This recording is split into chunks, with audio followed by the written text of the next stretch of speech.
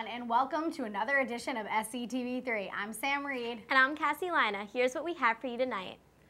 Crime on campus, even society in general, has recently reached a higher level this year. And because of that, Campus Public Safety has come up with a new plan to make its employees, as well as students, feel more safe and protected. That's right, Springfield College police officials are to be armed. The process has just begun and includes a great deal of work, so it will take about 12 months or so for everything to go into plan.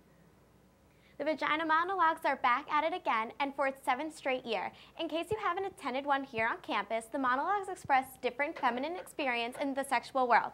Good, bad, funny, and eye-opening. The iconic t-shirts in previous years, which have read, "Vagina accepted everywhere," "Vagina, I'm loving it," etc., will be on sale next week. The actual monologue will take place in Judge Gymnasium March 7th, 8th, and 9th at 7 p.m. Go out and show your support for the 48 Springfield College students who are participating. And Springfield College is known as the birthplace of basketball. But what comes to our mind when we think of birthplace? Either James Naismith or the statue that we pass daily outside of the Union on our way to class. Either way, being a part of the Springfield College community increases our knowledge of basketball, and that's what we as students take for granted. The International Sports Connection is granting others opportunity like ours. Just last year, 210 coaches and 400 kids participated at this school. Just yesterday, 4 coaches from Uganda stopped at our school to learn more about the game they love and experience where it all began. I think we can all agree on one thing here at SC. We are tired of the snow. Well, sadly, the weather forecast doesn't look too bright for our upcoming weekend either. But before that occurs, Ryan got a close look at parking and the controversy Nemo left us on campus. Check it out.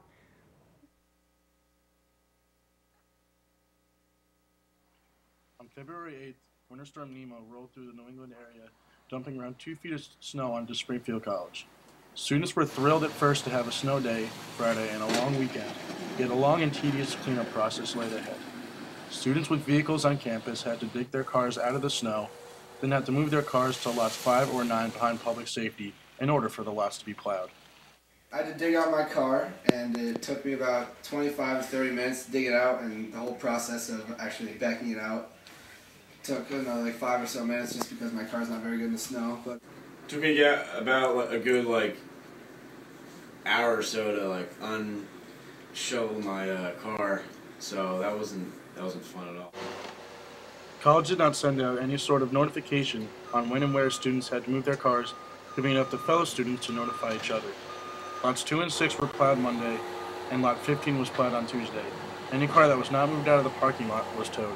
Some things to help us in the future about a storm is to actually email us about moving our cars, because no one really got an email about it.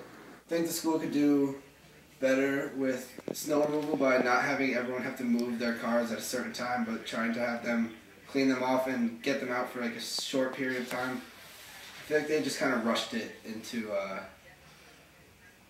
like a certain period of time. Also, the storm hit on a weekend, which also kind of screwed us over. But They could have hired more people, at least on the weekend, to help us uncover our cars. I know they did on the week. They did that on the week, but it'd be helpful if we could do it on the weekend. Although not every snowstorm will bring as much snow as Nemo did, students would like to see a more efficient way of cleanup than there was. For SCTV3, I'm Evan Shomo. Awesome. Hopefully we don't get a lot of snow. Hope But not. anything boys can do well, girls can do it too. And for the first time in history of Massachusetts high school wrestling, a girl has won an individual championship. Danielle Coughlin, who attends North Andover High School and weighing only 106 pounds, won the Division II state tournament in her weight class. And furthermore, helped her team to win their title for the 4th straight year. Here's an outrageous story. A New York mother is accused of hiring strippers at her 16-year-old son's birthday party. According to police, 5 people in attendance were under the age of 17. She hired, managed, and promoted her son's birthday party and is now facing 5 counts of endangering a child's welfare. SC gymnastics teams both stepping it up this year. The men's team won the New England Intercollegiate Invitational recently. Also, senior Brittany Baglow truly shined on her senior day, pushing Springfield way past its competition. We have a recap of gymnastics here at SC. Check it out.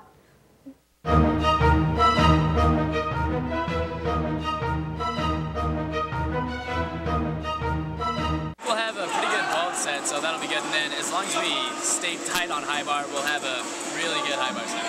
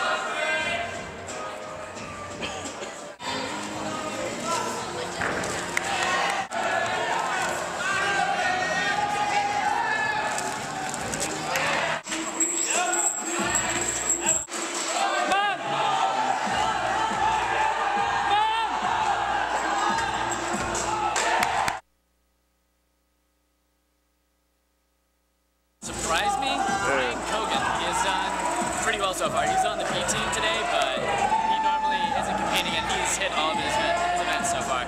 All right, thank you, Killian. Not a problem. And congrats to all their gymnasts and their great accomplishments. A dance that is newly trending across the country, I'm sure you've all heard of it. It's called the Harlem Shake. It's a 30-second song that groups and teams across the country have made rather interesting videos for. The videos all seem to contain an individual dancing to a single beat of a song in the room going unnoticed until the beat drops, and then suddenly things are taken up a notch. Our very own Springfield College men's wrestling team took it upon themselves to create one of these videos after their wrestling match last night. Let's take a look. Con los terroristas.